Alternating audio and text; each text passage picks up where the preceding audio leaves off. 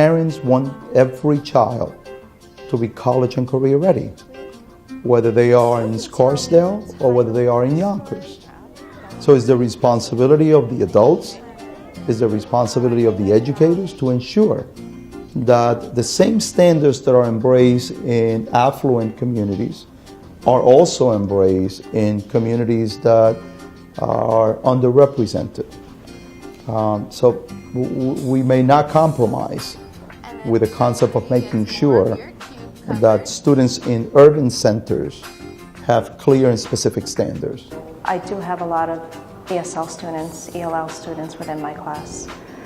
And vocabulary is a very big component, as well as learning the decoding skills.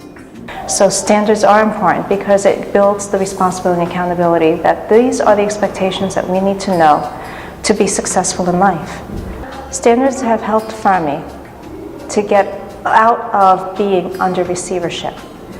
We worked very hard and we implemented all the standards necessary to help our children succeed. Every day we ask teachers to put objectives on the board. We ask them to also put up what standard they're covering for the day. It may be a standard they're working on for the week, but we do ask them to not only be familiar with it, but to make sure the children are aware of what that standard is, not just a number, because you don't know what that number is, and you want to know what are we building on today. Main idea is sequencing, extracting, inferring.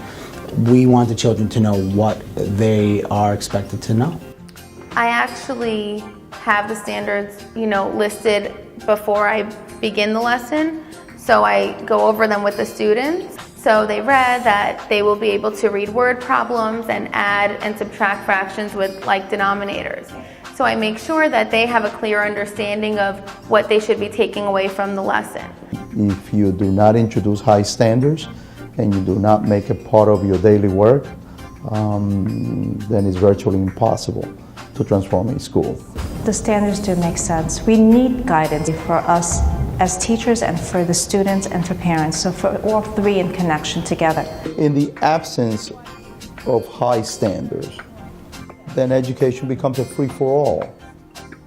And our students in urban centers cannot afford the free-for-all concept. Without standards, I don't feel we have success.